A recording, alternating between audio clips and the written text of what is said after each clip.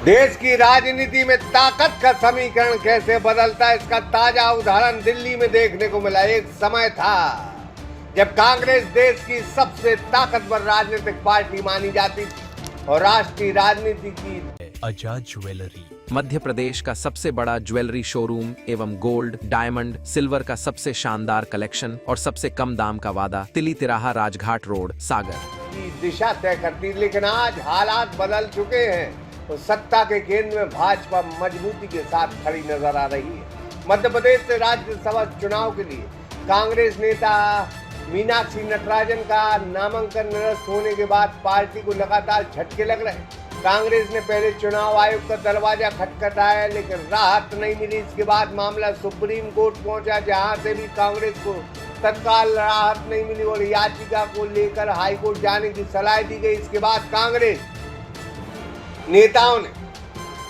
राष्ट्रपति से मुलाकात की कोशिश की, लेकिन मुलाकात न हो सकी।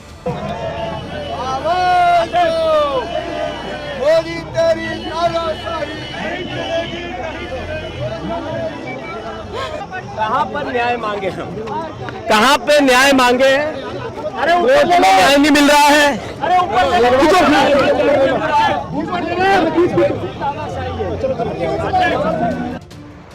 दिल्ली में इस मुद्दे को लेकर कांग्रेस कार्यकर्ताओं नेताओं ने विरोध प्रदर्शन किया है।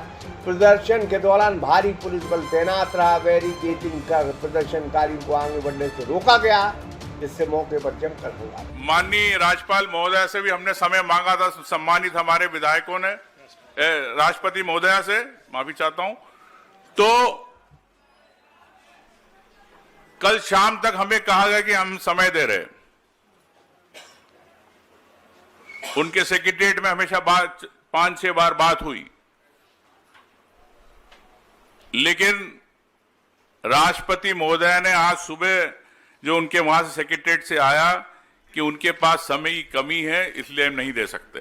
ये मेल आया 10/27 पे मुझे अभी मेल मिला है। तो साथियों, ये देश की राष्ट्रपति है जिनके सामने हम समझते हैं कि देश की राष्ट्रपति है, जो किसी दल से नहीं जुड़ी है, लेकिन जिस प्रकार से वो काम कर रही है, तो निश्चित तौर से एक हमें दुख की बात है कि प्रदेश के पूरे 61 विधायक आए हैं। एक विधायक 3 लाख लोगों का जनप्रतिनिधि होता है, जनता का वोटर होता है। उनसे मिलने के लिए राष्ट्रपति महोदय के पास समय नहीं। तो ये एक उदाहरण है कि किस प्रकार से देश के तानाशाही की ओर चल रहा है। लेकिन मैं समझता हूं कि ये मीनाक्षी जी का जो फॉर्म निरस्त हुआ,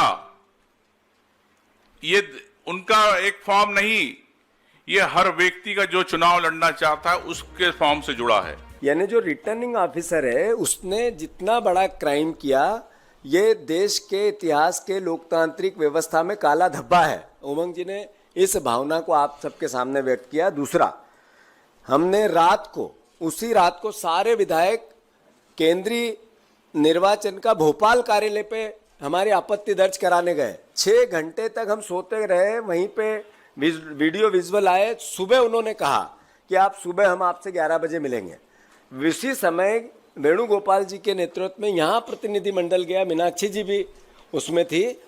वहाँ भी जो आवेदन, जो हमने तथ्य रखे, उस पर कोई किसी प्रकार का वापस रिपीट हमें कोई संज्ञान नहीं लिया गया, ना हमें कोई निर्देश दिया गया, ना कोई किसी प्रकार की कार्रवाई की।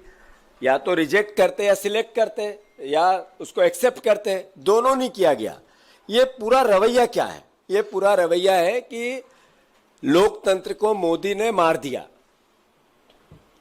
प्रजातंत्र को मोदी ने मार दिया एक तरह से। आदरणीय हरीश चौधरी जी, राजनीतिक जानकारों का मानना है कि भारतीय राजनीति में ताकत का केंद्र बदल चुका है। फिलहाल इस पूरे मामले में कांग्रेस और भाजपा के बीच सियासी टकराव को और तेज कर दिया है। लेकिन बात सिर्फ इतनी है, ताकत का खेल है।